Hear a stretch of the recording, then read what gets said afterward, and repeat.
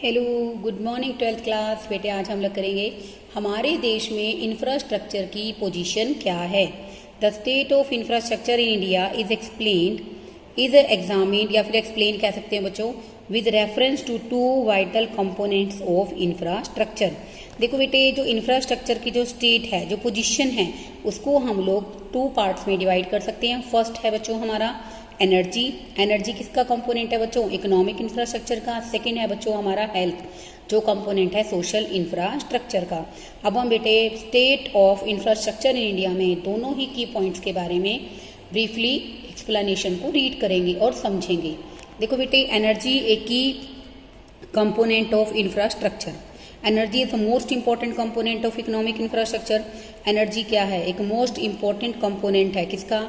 आर्थिक आधारिक संरचना का। It is a life line of production activity across all sectors of the economy. कहीं ना कहीं बेटा ये उत्पादन प्रक्रिया की जीवन रेखा है। In the primary sector energy is a critical input to operate tubewells and tractors. Primary sector के अंदर बेटा एनर्जी सबसे इंपॉर्टेंट है, क्योंकि बेटे आप सबको पता है कि जितने भी ट्यूबवेल्स हैं, जितने भी हार्वेस्टर्स हैं, जितनी भी मशीन्स हैं, ट्रैक्टर्स हैं, इनको यूज़ करने के लिए हमें किसकी ज़रूरत पड़ती है? एनर्जी की ज़रूरत पड़ती है। In the secondary sector energy is also important. Secondary sector में भी एनर्जी का एक इम्पॉर्टेंट रोल है। Critical input to the operate machine. Machine को चलाने के लिए बेटे हमें किसकी ज़रूरत पड़ती है? एनर्जी की ज़रूरत पड़ती है, क्योंकि बेटा प्रोडक्शन एक्टिविटी का मुख्य केंद्र, यानी कि मुख्य केंद्र इन द सेंस की प्रोडक्शन हम लोग किससे कर सकते हैं? यूज़ ऑफ मशीन से। In the tertiary sector energy is a crucial input to operate computer. Energy अगर हम बात करें टर्शी सेक्टर में भी कंप्यूटर्स हमें चलाने होते हैं, ठीक है ना, सर्विस प्रोवाइड करने के लिए। आप सबको पता है बेटा आजकल हमारे बहुत सारे ऐसे काम हैं जो कंप्यूटर से ही होते हैं। तो बेटे नो डाउट टर्शी सेक्टर में कंप्यूटर को चलाने के लिए, कंप्यूटर्स को ऑपरेट करने के लिए भी हमें किसकी ज़रूरत होती है? एनर्जी की रिक्वायरमेंट पड़ती है। अब देखो बेटे, there are two types of resources according to this topic. First one commercial and second one is non commercial energy. Sources of energy are broadly classified as commercial और नॉन कमर्शियल। अगर हम बात करें, हम लोग ऊर्जा के स्रोतों को दो तरह से डिफाइन कर सकते हैं। क्लासिकल परंपरागत, जिनका यूज़ हम लोग बहुत लंबे समय से कर रहे हैं बच्चों, जिसमें बेसिकली क्या आ जाएगा? हमारे कोयला आ गया बेटे, ठीक है ना, कमर्शियल सोर्सेज ऑफ एनर्जी में। इनको बेटे हम लोग फार्म्स और फैक्ट्रीज़ के अंदर बहुत लंबे टाइम से यूज़ कर रहे हैं। कोयल हो गया, पेट्रोलियम प्रोडक्ट्स हो गए। दूसरा है बच्चों non commercial energy. Non commercial energy वो होती हैं बच्चे जो बेसिकली हम लोग as a household, rural sector के अंदर जितने भी परिवार हैं वो कंज्यूमर गुड्स के रूप में इनका यूज़ करते हैं। देखिए बच्चों, फर्स्ट कोयला, petroleum products, natural gas and electricity are the important sources of commercial energy.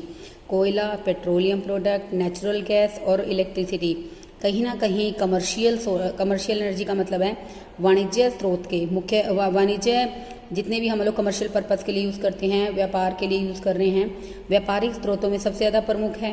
As these goods are largely use for the commercial purposes in the factory and farms.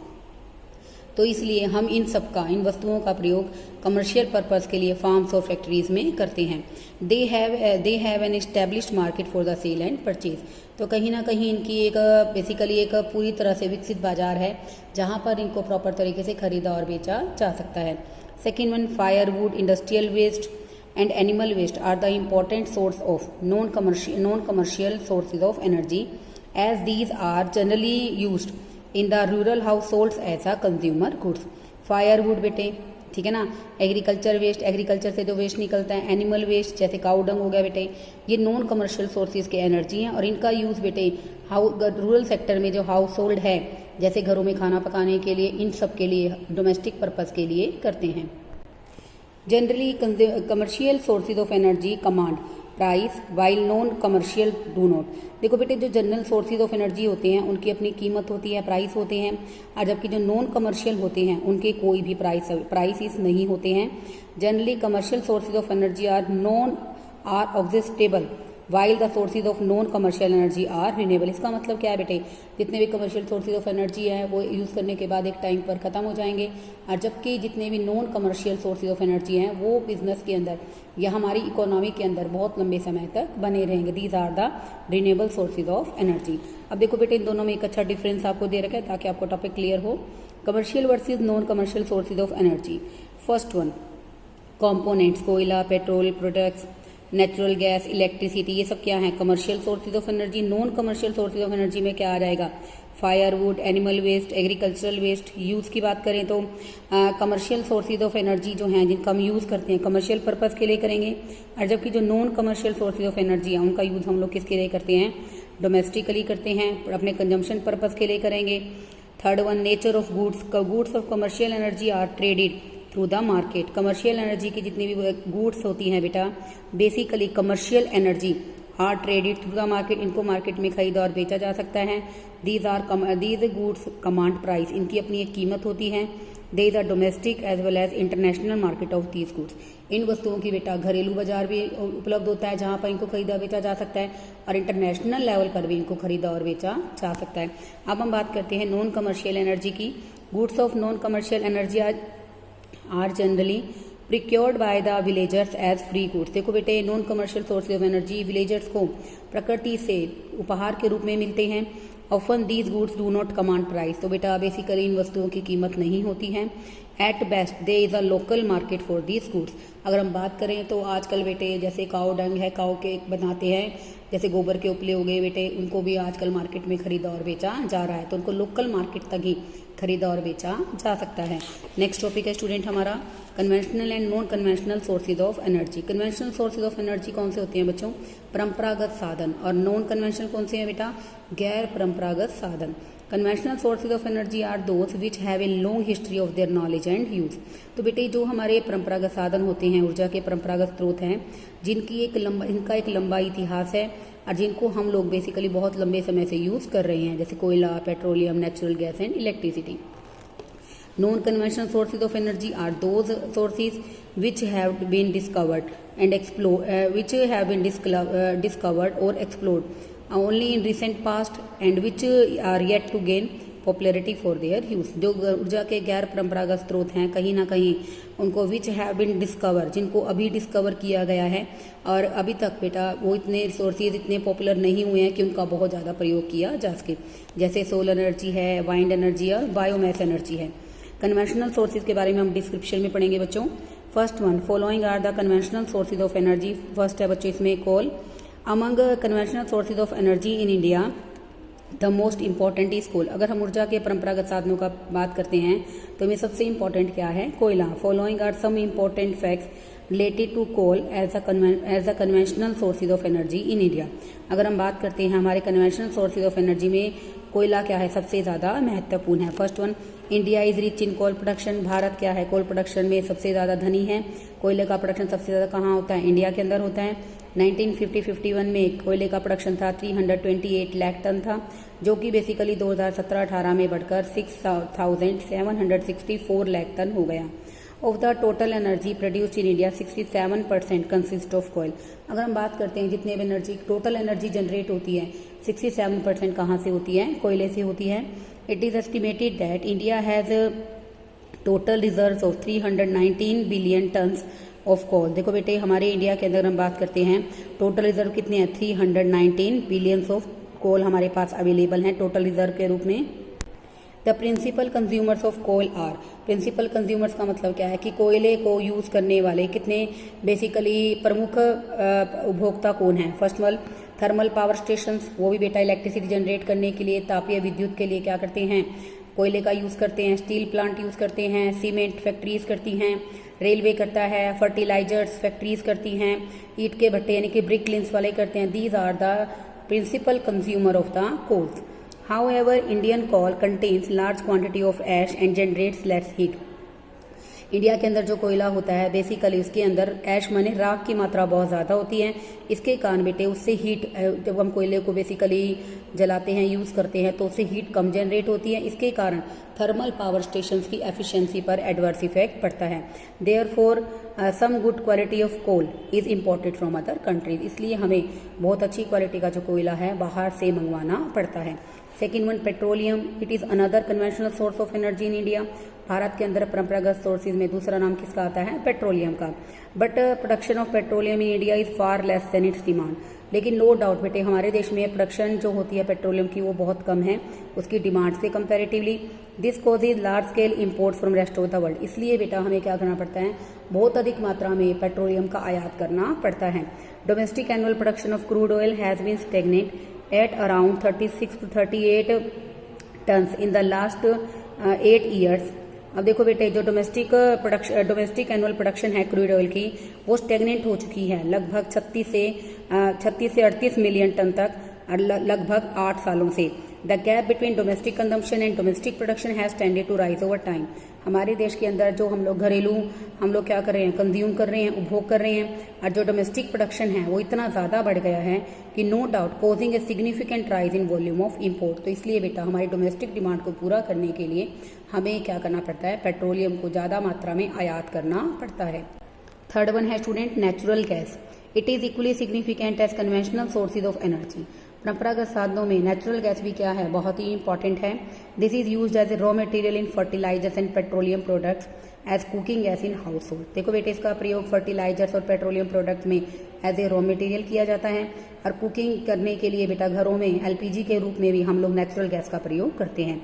Main reserve of natural gas are found in, बेटे main reserve कहाँ है natural gas के? मुंबई में है, गुजरात में, त्रिपुरा में, आंध्र प्रदेश में, तमिलनाडु और राजस्थान में है। It may be noted that LPG is also produced as by product of crude oil। इसको बेटे क्रूड ऑयल के बाय प्रोडक्ट के रूप में भी आसानी से यूज़ किया जा सकता है। तो नेचुरल गैस भी कन्वेंशनल सोर्सेज ऑफ एनर्जी में बहुत ही इंपॉर्टेंट है। फोर्थ है स्टूडेंट यहाँ पर electricity. Electricity is the most useful conventional source of energy. देखो बेटे, इलेक्ट्रिसिटी भी बहुत ही परंपरागत साधन है ऊर्जा का। There are 3 main sources of electricity in India. First one thermal power stations, hydro electricity stations and atomic power stations. After independence we started relying more on hydroelectricity generation।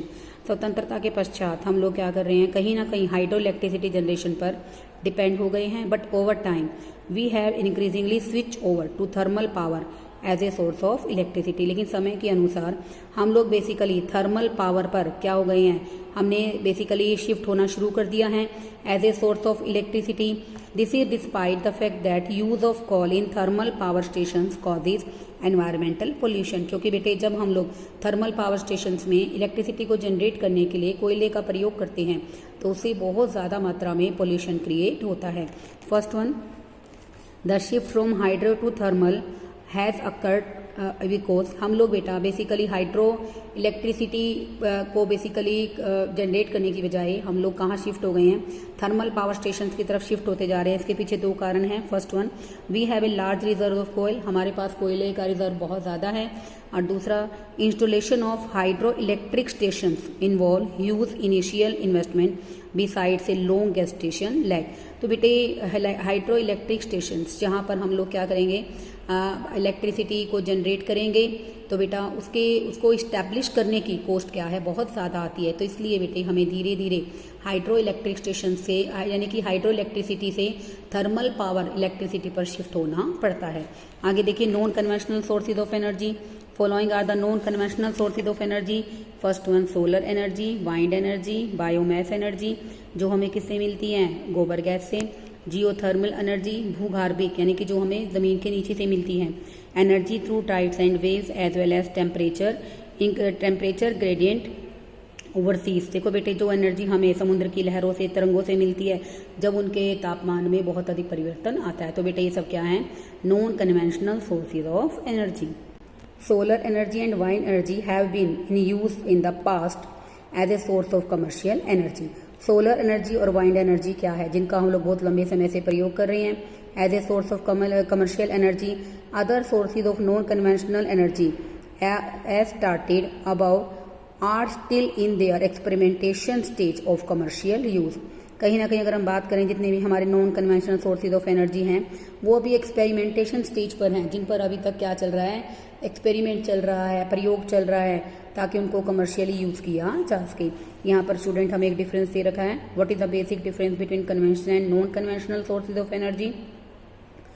Conventional sources of energy में क्या आएगा बच्चों, कोयला, petroleum और electricity, जबकि non conventional में क्या आएगा, सोलर एनर्जी, बायोमास एनर्जी और वाइंड एनर्जी। जो कन्वेंशनल सोर्सेज हैं उनको हम लोग कमर्शियल पर्पस के लिए काफ़ी लंबे समय से यूज़ कर रहे हैं, जबकि हम non conventional sources are in infant stage, infant stage का मतलब शैशव अवस्था में है, एक्सपेरिमेंट स्टेज पे हैं, and being used as diverse source of commercial energy only to a little extent. और बेटा हम लोग बहुत ही कम इनका कमर्शियल पर्पज़ के लिए अभी प्रयोग कर पा रहे हैं, क्योंकि अभी ये एक्सपेरिमेंट स्टेज पर है, इनकी पूरी तरह से डेवलपमेंट नहीं हुई है। And last one, in India conventional sources कौन कौन से, कोयला और पेट्रोलियम, ये बेटे हम लोग यूज़ कर रहे हैं, लेकिन इसके कारण बेटे एनवायरनमेंट कितना ज़्यादा पोल्यूट होता है। तो बेटे जो हम लोग conventional sources of energy use कर रहे हैं, they also pollute the environment, okay. And non conventional sources of energy, these are being developed as a source of commercial energy. तो बेटे इनका सबकी डेवलपमेंट हुई है कमर्शियल सोर्स ऑफ एनर्जी के रूप में, with a view to checking environmental pollution. कहीं ना कहीं बेटे ये पोल्यूशन को कहीं ना कहीं क्या करते हैं, नियंत्रित करते हैं, यानी कि इनका यूज़ करने से किसी भी तरह से कोई भी पोल्यूशन क्रिएट नहीं होता है। बेटे ये जो टॉपिक्स है ना बहुत ईजी हैं, अगर आप इनको ध्यान से सुनते हो ना वैसे ही आपको क्लियर हो जाएंगे। बेटे ध्यान से सुनिए, समझिए, कुछ समझ नहीं आता है तो मुझे आप बताइए। Okay, thank you student.